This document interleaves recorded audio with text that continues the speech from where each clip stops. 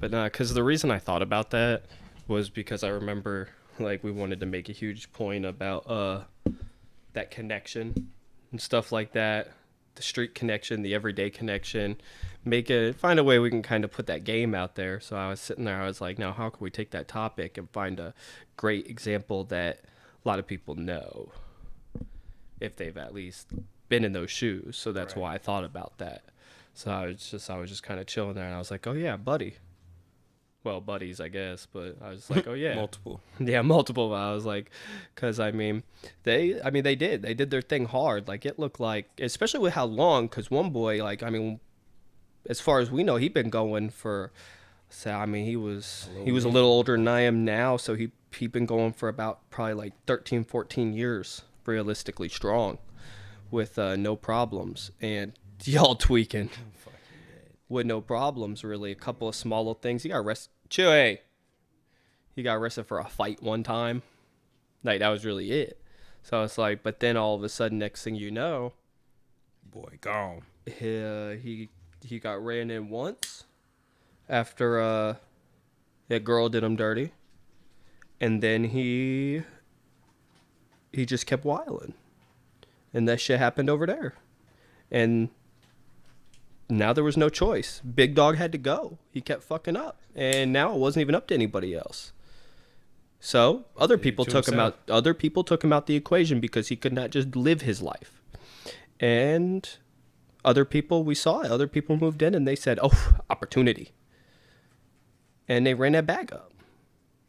As they should. As they always should. I mean, you can't, at the end of the day, it's not disrespectful to pick up the crumbs and put it back together. Like, that's not disrespectful. They disrespected what they had.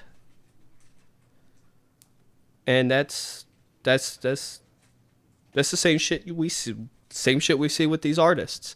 They're just doing it with rap. They're not doing it with drugs. They're not doing it with gang stuff. They're this guy. Yeah, oh boy, that's it.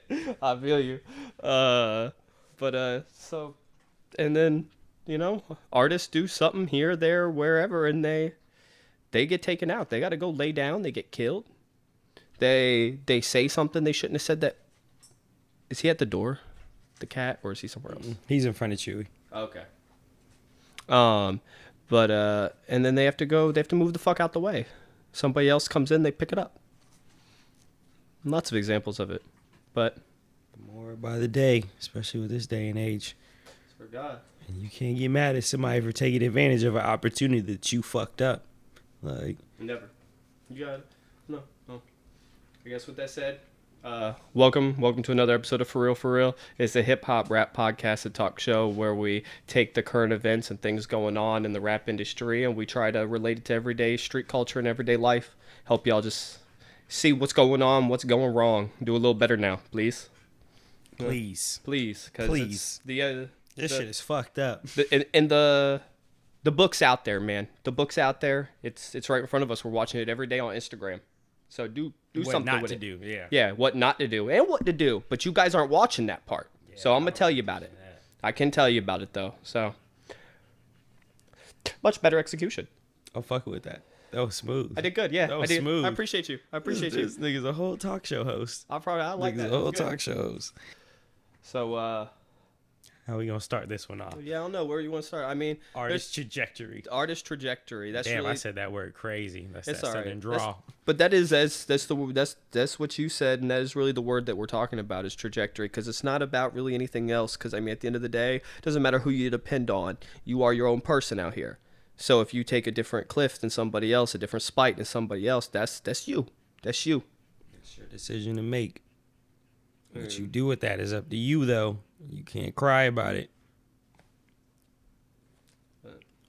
I mean, there's we talked about. I would say the best place to start is probably Chicago.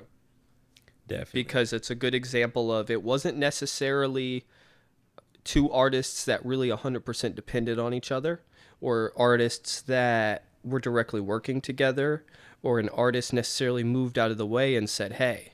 It wasn't like that. It was two artists took their own career path, and one came up faster, but one spiked a little bit higher. Yeah, One not faster's not the word. One came up sooner, but one came up harder and faster. One set the tone and one reestablished the tone. And if y'all ain't picked up on it yet, we're talking about Chief Keef and Lil Durk specifically. Those two Chicago artists. Nobody can ever take anything away from Chief Keef and what he did for drill music as a whole across the world. That man, see, even his ops will say it. His ops have gone on record to say it. Like, shit, like, you gotta give credit where it's due. I don't give a fuck who you are. If you doing something, I'm gonna say you doing that. If you're not doing something, I'm gonna say you're not doing that. My personal feelings about you are irrelevant if we talk about facts. But Chief Keef, and obviously we ain't got no problem with either one of these people. We don't know them in real life. But at the end of the day, Chief Keef came up and established a whole wave in Chicago and let artists like fucking Rondo Number 9, fucking even his ops got on for dissing him, and artists like Lil Durk that are now, in a sense, bigger than Keef, you know? And real quick, a good point to make, and this is just an important disclaimer. It doesn't matter what we talk about on this show as far as relating anything we see in the media about these people's lives to our lives or your lives or anything else. I do not form any opinion of disrespect or dislike towards any of these artists based on their personal life. All of my opinion on them is based on their music. Except 6ix9ine. Except for 6ix9ine. That is a fact. We don't like you as a human. We don't like you as a human. That is very much any rat I don't like as a human. That's just a fact. But how many times is Deadhead gonna say that's a fact in this episode? For real. For real. But am I gonna find a way to diss 6ix9ine every episode? Find out on the next episode. Find out on the next episode. Oh, for real. But no, I do. My opinion on most of these artists, unless they do something that is beyond disgusting to me, is purely on their music. So don't think that just because I can look at something you did in your personal life that made the media and say you probably shouldn't have done that. It doesn't have anything to do with how I feel about somebody. It is our opinion. As it says, just opinion if you don't like on the opinion. Cut this shit off. I got homies I see to this day and roll up with and burn with that I tell them all the time, you fucked up, bro. And they look at me, they go, yeah, bro, I know, bro. And if you can't say that, they not your friends. And if they not trying to hear that, then they gonna keep fucking up, and you need to get away from them anyway. Cut the dead weight. I swear to God. But back on topic. Disclaimer. But yeah. Good. It was an important disclaimer because it's like, for sure, because people got to understand. It's important not a personal opinion. These are facts. These are facts. Yeah, this is what happened. So, but no. Keef started the wave and Durk got bigger, and Durk is bigger than Chief Keef right now. And if you would have, like you said the other day, like if you would have told me Chief Keef or Lil Durk would have been bigger than Chief Keef 5-10 years ago, I wouldn't have believed you. And who would have? You know, there were people that like Lil Durk's music more than Chief Keef's, of course. Every artist has that cult following, that cult fan base. But whenever it comes to like taking advantage of an opportunity, Lil Durk did just that. Like I said, Lil Durk. You did say little. Little Durk. Little Durkathan. Little. I fucks with that nigga's music tough though. But yeah, Lil Durkathan. Lil Durk had a whole opportunity that Chief Keef that nigga kicked the door down for so many artists. So if you made your way in that process, good for you. Lil Durk did that and then some. This nigga surpassed the nigga that started it. Like, there's still gonna be niggas that will disagree with me or whatever, but at the time of this fucking video, Lil Durk is a bigger artist than Chief Keef right now, currently, talking about music-wise. Like, anything that Lil Durk drops, it would be bigger than anything Chief Keef drops right now. And not taking anything away from Chief Keef, but I feel like Chief Keef knows that also. It's not like it's just what the fuck it is. Lil Durk wouldn't have been able to do that probably if Chief Keef wouldn't have did what he did. So it's one hand washing the other and both hands washing the face type situation, you know? Like, everybody's got to play their part. But if Lil Durk gets bigger than Chief Keef can't really be upset about that, you know? He should want that. They come from the same place. Both them niggas made it out of hell, in a sense. Like, how you not going to want the next man? Even the ops, you know? Like, you should want them to get their little shit too. Be comfortable. Feed your kids. We still going to catch up to you and you still going to get what the fuck is coming. But at the end of the day, like, I still want you to be okay. You know, I want everybody on equal playing field. If I got ops, I want everybody on equal playing field. I want you to have same money, same opportunities, so you can't cry wolf whenever it goes down. You had the same chances I did. We got the same 24 hours. So, well, it's like there's a lot of people out there who have problems with people that are very close to me. They didn't do that to me. I don't have that problem with them, so I don't expect the rest of the world to have the same problems I have. That's a very real point. But also, disclaimer, if you do something to my homies, I fucking hate you. If my homies don't like you, I fucking hate you. I don't even care at that point. But that's just me. I feel that. And don't be like me. And Durk and Keef are just that's an interesting example because those are two people. It wasn't even like somebody ruined anybody's career. Nobody beefed it out, got jailed it out, nothing. It Yeah. was it was Yeah. just they took completely two different paths with a career, and this happened. You look at other places, and I mean, you literally see examples of like people actually getting into it with artists that have put them on and overtaking that career and being greater than the artist that is responsible for them even coming up. You see this all the time. Like a T Grizzly and Sada Baby. You know, Sada Baby's gone on record hella times and said that he felt like in some way or another, you know what I mean? I'm not getting into the specifics. I'm not gonna misconstrue that man's words. Y'all can go back and find those old interviews. But at the end of the day, he felt like his career was getting held back by T Grizzly. He was getting put on a shelf in a sense where it's like he wasn't really able to get off really. But yeah, like and then like at the end of the day, you can't even act like Sada was all the way wrong, even if you fuck with T Grizzly hard or whatever. Like, it just makes more sense that he was doing better not with T Grizzly because look at his career now, and then look at his career with T Grizzly. Like, whenever I first found out about Sada Baby, he was with T Grizzly. But Sada Baby is known by all my friends now once he got away from T Grizzly. Mm-hmm. Like, The and first song whatever. the first song I ever heard by Sada Baby was oh man, that song with T Grizzly. I can't even think of what it is. Where they was they did a whole video for it and everything, I'm pretty sure. And like, and that happens. Like at the end of the day, like, and I think even Sada and them have said like on a record and been like, yo, it's not no beef or nothing like that. It's just business. Like, cause at the end of the day, like, if if we're in a business deal, you and me, and like we homies, like I fucks with you, I should want you to eat just like I'm eating. There's certain situations where like I might need to eat this whatever right now, you need to eat whatever later. Like it's just like but there can never be a big eye little you in that situation. It's just this has to happen right now for the team, bless you, for the greater good. You know, it can't be oh yeah, you got to just get put on a shelf like because I'm trying to blow my shit up right now and like we can't even think about your shit right now. Like, and I'm not saying that's what happened with that situation. That's just another Oh yeah, example of no, I how know. that could play out because I that mean, happens in business relationships, employer employee relationships where it's like, all right, sit right here, I got you, I'm gonna get back to you. Like, motherfucker, sometimes I can't wait. Like, I gotta make that shit happen. If I can make that shit happen away from you and I'm doing better away from you, looking back on it, technically you were holding me back. That's just the long and the short of it. Long story long. that's the Y'all way. gonna hear that a lot. That's the way it should be able to happen because like you go back to like places like Baton Rouge and stuff like that. Like you see situations where like I don't know, like people. It's like people have like they feel like they have to kill each other or destroy somebody else or take away from somebody else to be able to be what they want to be. It's like literally like an ongoing war. You said in previous episodes, third world country and places like that. Like as guerrilla warfare, it's like, oh, you're making money making music. I don't like that you're making money making music. I'm just gonna be easier just to get rid of you. That is in Florida's the same way. They're doing the same shit down in Florida. It is easier to get rid of you. And Boosie said it too. Like they get hypnotized with that hate. He said that in the Vlad interview, and that shit rang out so true because like he was just speaking candidly as Boosie does best. Like where it's like he just like he understands that better than anybody else because he lived through it. Like he made it through it. You got to take people's advice whenever it comes to shit like that.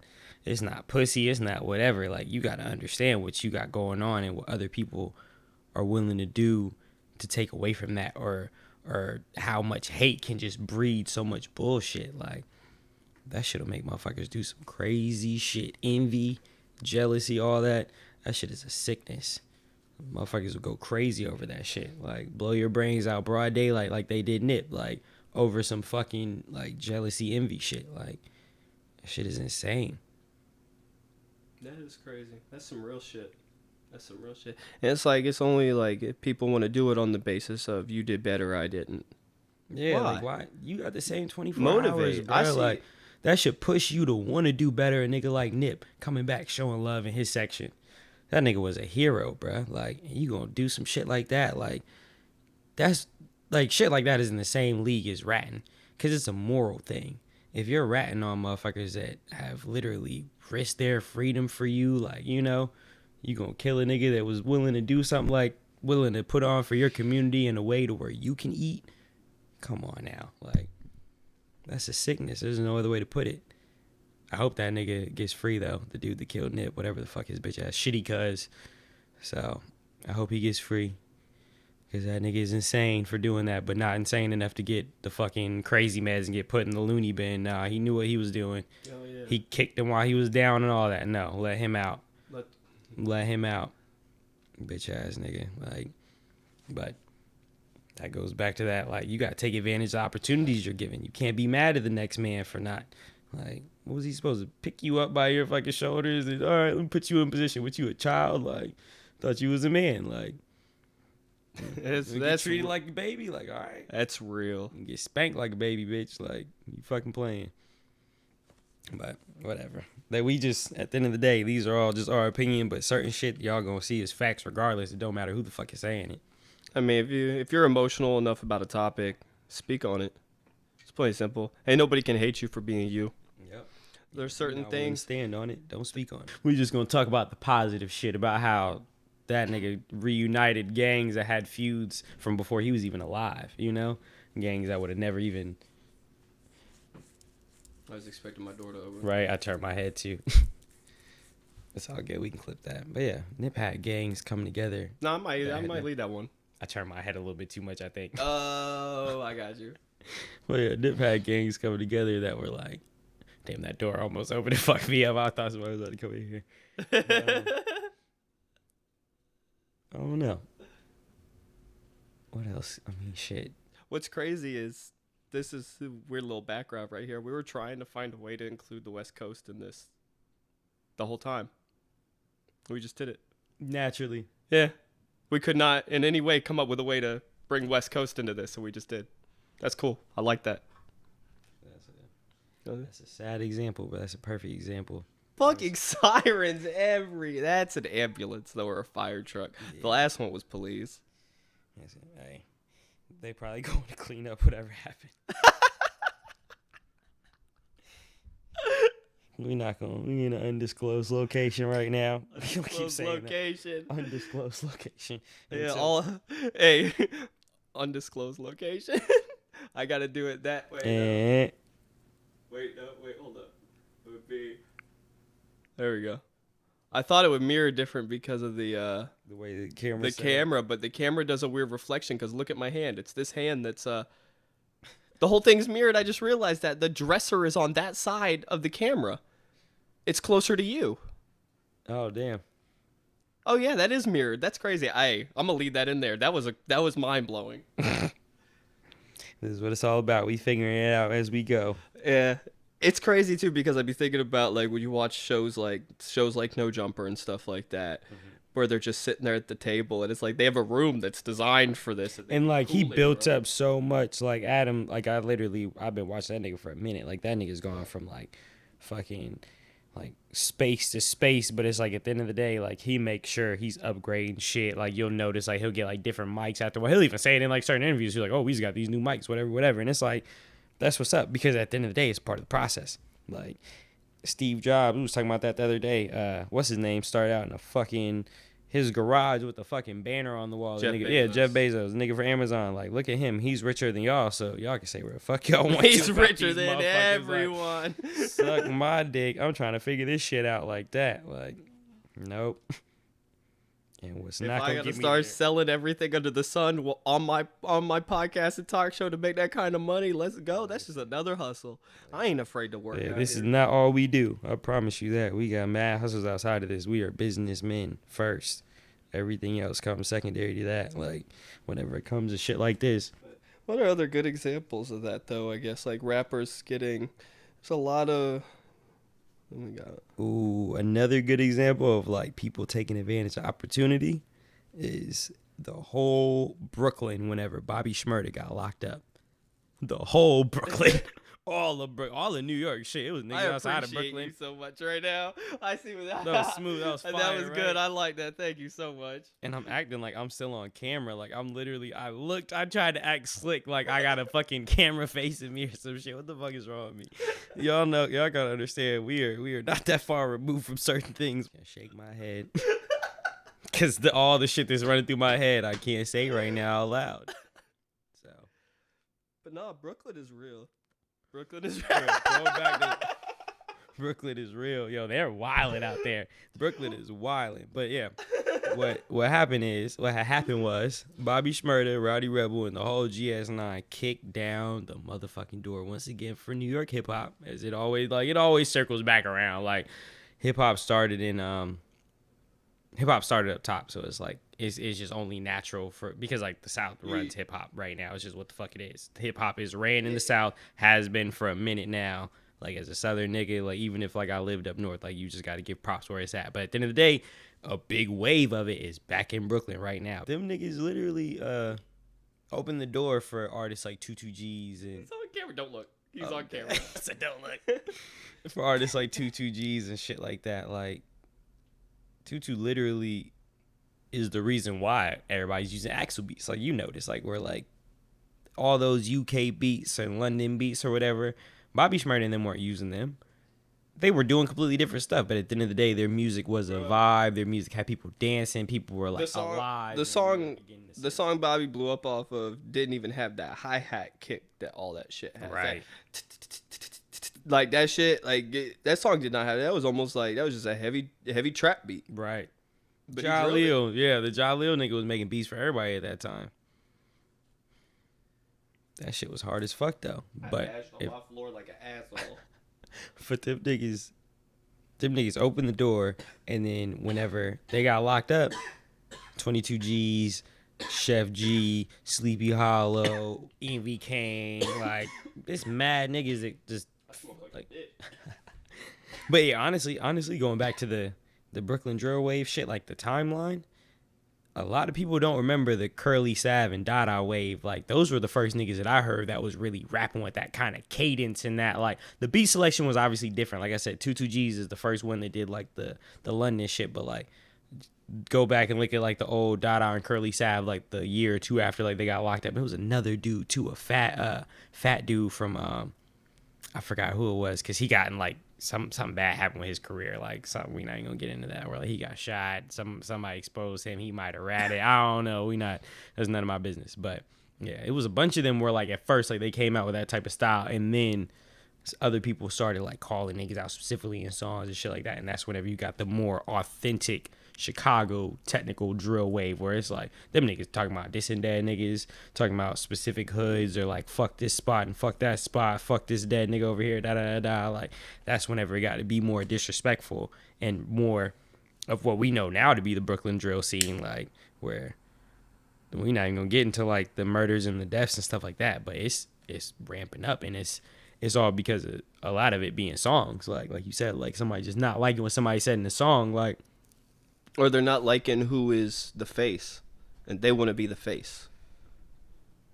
And it's like, it's getting so bad too that especially in places like Brooklyn too, where they're taking people that have no business doing what they're doing because they know that they have a better chance of being the guy than they do. Right. And they're putting them out there and letting them become the star, taking the money and running them just like they're some hoe on the street. Pimping them out. Get that bully off the camera, y'all. Get that bully off the camera. Y'all gonna get it. Y'all gonna get it, or y'all gonna get it. Certain people. Don't let that go over your head. Certain people I'm okay running my mouth the fuck about. Anybody I am, but certain people I respect in the world. That, what I just said, will go over more people's head than the bully joke. I guess with that said, I mean, the moral of the whole story is, it's not, I'm trying to think of how to word it, like, take advantage of opportunity. Like, I guess, like, we see a lot of situations out here where, like, rappers fall out, or there's issues with them because someone might have overstepped or overtaken somebody's fame. They stop liking each other, or another rapper or bigger rapper that's in your camp might try to hold you back because they want to be the star. And at the end of the day, like, what's going to happen is going to happen. You have to follow your own path, your own artist trajectory, and own it. Develop it. Don't be afraid that if that's a problem with somebody you're around, you need to go. It's time to go. For sure.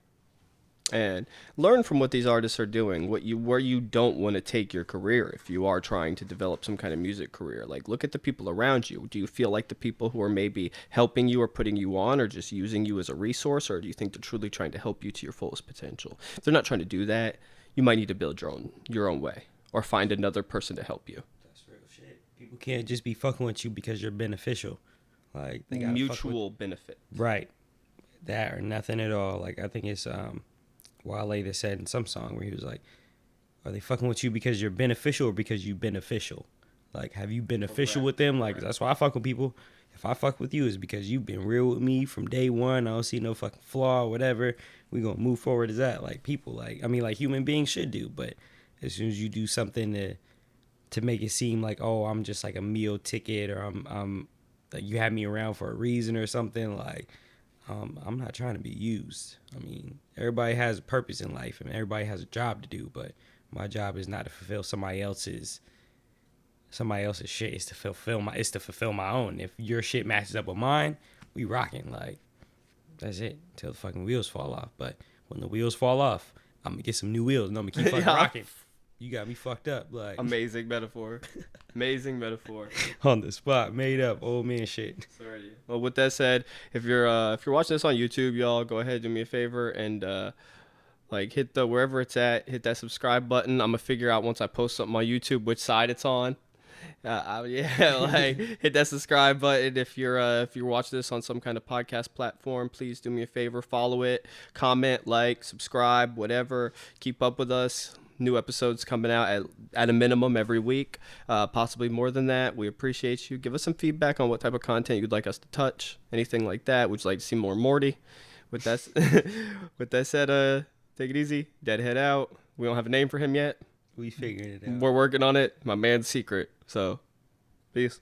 I like that secret.